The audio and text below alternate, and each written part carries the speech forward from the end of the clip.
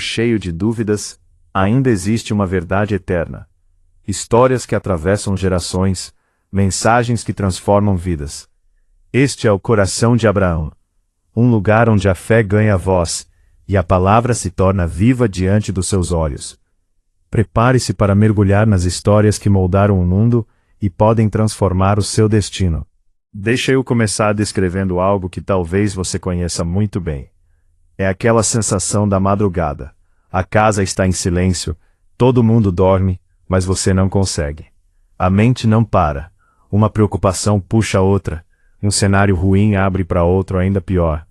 O coração acelera por razões que você não sabe explicar direito, mas que parecem urgentes e absolutamente reais. Ou é acordar já cansado, como se o sono não tivesse descansado nada, com aquela tensão no peito, nos ombros, no estômago, sempre no "e-se", sempre na catástrofe que pode acontecer. Você conhece essa sensação? Se conhece, eu preciso que você ouça o que vou te dizer agora com toda a atenção. Você não está sozinho, e não há nada de errado com a sua fé. Porque existe uma coisa que a igreja às vezes faz, que me parte o coração.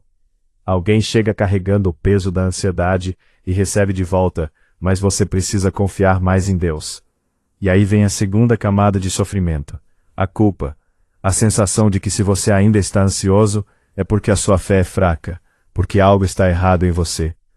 Amigo, hoje eu quero desmontar isso junto com você, porque confiar em Deus de verdade não é o que muita gente pensa que é, e quando você entender o que realmente é, algo vai mudar por dentro. Vem comigo. Parte 1. A Bíblia não condena quem sofre. Antes de qualquer coisa, preciso te mostrar algo que talvez você nunca tenha parado para enxergar. A mesma Bíblia que diz, não andeis ansiosos, está repleta de pessoas profundamente amadas por Deus, que sentiram angústia real, medo de verdade, sofrimento de verdade. Davi escreveu, a minha alma está angustiada em grande maneira. Não foi fraqueza, foi oração honesta. Elias, depois de uma das maiores vitórias espirituais da história bíblica, entrou em colapso emocional tão profundo que pediu para morrer. 1 Reis 19. E Deus não o repreendeu. Deus mandou um anjo para cuidar dele. E aí vem o que mais me impacta. Jesus, no Getsêmani, começou a contristar-se e a angustiar-se. Mateus 26:37. A palavra grega ali descreve uma perturbação interior intensa. O Filho de Deus encarnado sentiu angústia real. E Deus não o repreendeu. Enviou um anjo para fortalecê-lo. Então para de se condenar por sentir o que sente. A ansiedade é uma experiência humana real, com componentes emocionais, físicos, espirituais e às vezes clínicos que precisam de acompanhamento médico e psicológico. Isso não é falta de fé, é cuidar do ser que Deus criou. O problema não é sentir ansiedade, o problema é quando a gente não sabe o que fazer com ela. Agora deixa eu te levar ao texto mais citado sobre ansiedade no Novo Testamento, mas desta vez no contexto que muda tudo. Não andeis ansiosos por coisa alguma. Em tudo, porém, pela oração e pela súplica, com ação de graças, sejam os vossos pedidos conhecidos diante de Deus. E a paz de Deus, que excede todo o entendimento, guardará os vossos corações e os vossos pensamentos em Cristo Jesus. Filipenses 4:6-7. Agora me responde uma coisa.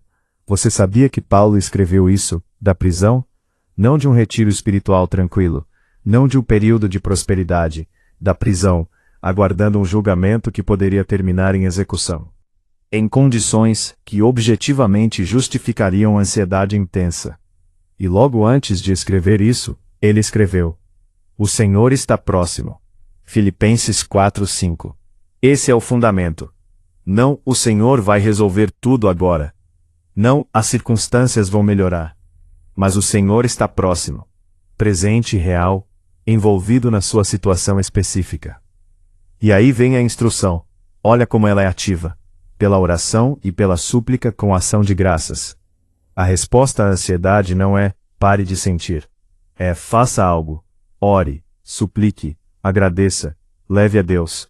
É um movimento em direção a Ele com o que está pesado. Não uma negação do que está pesado. E a promessa que segue. A paz de Deus, que excede todo o entendimento, guardará os vossos corações. A palavra guardará em grego é phrureisei, um termo militar, guarnição, proteção ativa de uma fortaleza por soldados. A paz de Deus não apenas visita, ela assume posição de guarda sobre o seu coração. Ela é ativa, contínua, presente mesmo quando o coração quer ceder ao pânico. Isso é o que esse texto está oferecendo. Não uma fórmula mágica. Um caminho, oração, honestidade e gratidão, que abre o coração para uma paz que só Deus pode produzir. Parte 3. O que confiar em Deus não é. Antes de construir o que é, preciso demolir o que não é. Porque tem versões falsas de confiança circulando por aí, que não produzem paz, produzem repressão emocional com vocabulário espiritual. Confiar em Deus não é fingir que está bem quando não está. Responder, estou bem, na graça, enquanto por dentro você está se afogando, isso não é fé. É performance. E Deus não é enganado por performance. Salmo 62:8 diz: derramai diante dele o vosso coração. Não a versão editada, o coração todo, com as partes feias, assustadas e confusas. Confiar em Deus não é passividade total. Aquela ideia de que confiar é não fazer nada, não buscar ajuda, não ir ao médico, não procurar um psicólogo. Isso não é espiritualidade. Deus criou médicos, criou psicólogos. Usar esses recursos não é falta de confiança, é sabedoria de usar o que Ele mesmo proveu. E confiar em Deus não é nunca mais sentir ansiedade. Se você está esperando chegar a um estado permanente de ausência total de ansiedade, vai se decepcionar. E quando a ansiedade voltar, vai interpretar isso como falha espiritual. Confiança genuína não é um destino que você chega uma vez. É uma prática diária de continuar voltando a Ele. Agora chegamos no coração de tudo. O que é confiar de verdade? Não como ideal distante, mas como realidade viva. Primeiro é honestidade radical diante de Deus. 1 Pedro 5:7. Lançai sobre Ele toda a vossa ansiedade, porque Ele tem cuidado de vós. A palavra lançai, em grego é epiriptó, jogar com força, arremessar. Com toda a bagunça, com toda a intensidade. Porque você não consegue lançar o que está fingindo que não tem. A oração mais poderosa de uma pessoa ansiosa não é uma declaração de paz que ainda não chegou. É a oração de Davi, no Salmo 55. O meu coração está angustiado dentro de mim, e os terrores da morte me caíram em cima. Isso é fé. Honestidade radical diante de Deus é o primeiro ato de confiança genuína. Segundo, é lembrar do que Ele já fez. A ansiedade vive no futuro, projetando catástrofes que ainda não aconteceram. A fé que vence a ansiedade ancora no passado, recordando as fidelidades já comprovadas. Salmo 77:11. Lembrarei dos feitos do Senhor. Sim, lembrarei das tuas maravilhas antigas. O salmista estava em angústia, insônia, choro, recusa de consolo. E a virada não veio de uma circunstância que mudou. Veio de uma escolha deliberada de memória. Qual é a sua história com Deus? As situações onde tudo parecia perdido, e Ele apareceu. Os momentos de provisão que você não via de onde viriam. O Deus que foi fiel então, é o mesmo Deus diante do que você está enfrentando agora. Terceiro, é separar o que você pode controlar do que não pode. Jesus disse no Sermão da Montanha: e qual de vós, por mais que se preocupe, pode acrescentar um côvado à sua estatura? Mateus 6:27. A ansiedade sobre o que não está na sua mão não muda o resultado. Ela apenas consome o presente sem benefício nenhum para o futuro. O que está na sua esfera de responsabilidade? Age com tudo que tem. O que está fora? Entrega de verdade. Não como fórmula, como reconhecimento honesto de quem tem o controle, que você não tem. Quarto, é viver deliberadamente no presente. Mateus 6:34. Não andeis, pois, ansiosos pelo dia de amanhã. A ansiedade é quase sempre sobre o amanhã. Mas o amanhã não é onde você vive. Você vive agora. e a presença de Deus não está no futuro imaginado. Ela está aqui. O Senhor está próximo. Quando a mente entrar em espiral, faz uma pergunta simples: o que é verdade agora neste momento? Frequentemente a resposta é que agora você está bem. A crise antecipada ainda não chegou, e o presente é muito mais gerenciável do que o futuro catastrófico que a ansiedade estava construindo. Parte 5. 3 práticas para os dias difíceis. Teoria sem prática não ajuda ninguém. Então deixa eu te dar 3 coisas concretas para usar nos dias onde a ansiedade está alta. A oração de descarga. Não precisa ser bonita nem estruturada. É uma conversa honesta com Deus sem filtro espiritual. Pai, estou com medo de... Senhor, estou angustiado com... Deus, não estou conseguindo parar de pensar em...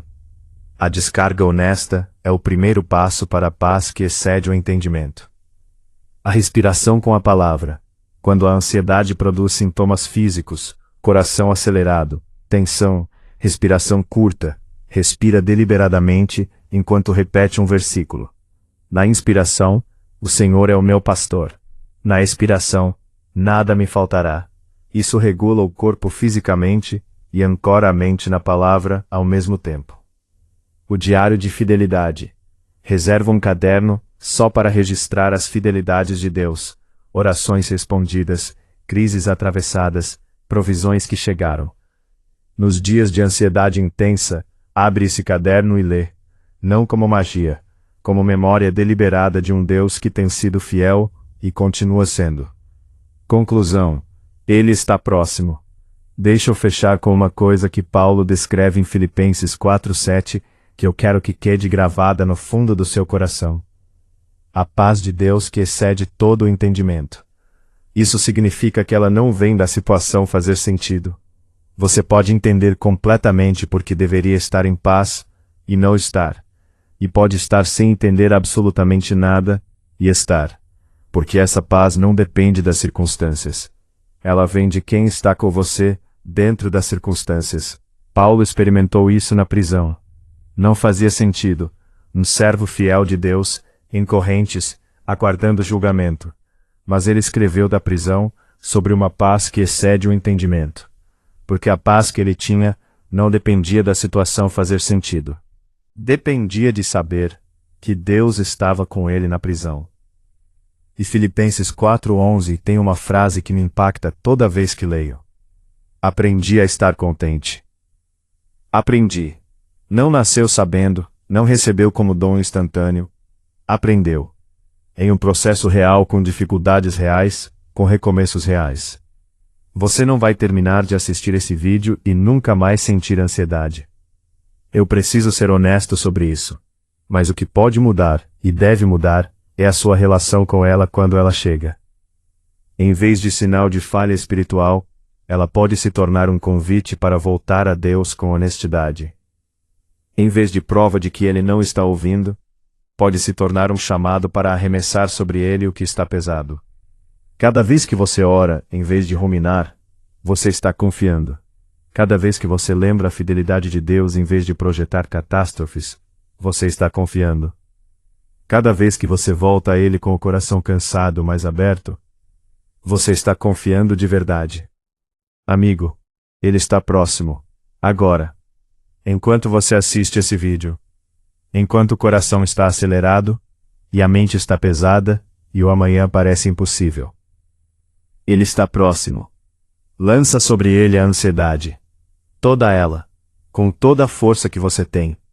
E deixe a paz que só Ele pode produzir, guarnecer o seu coração. Ele cuida de você.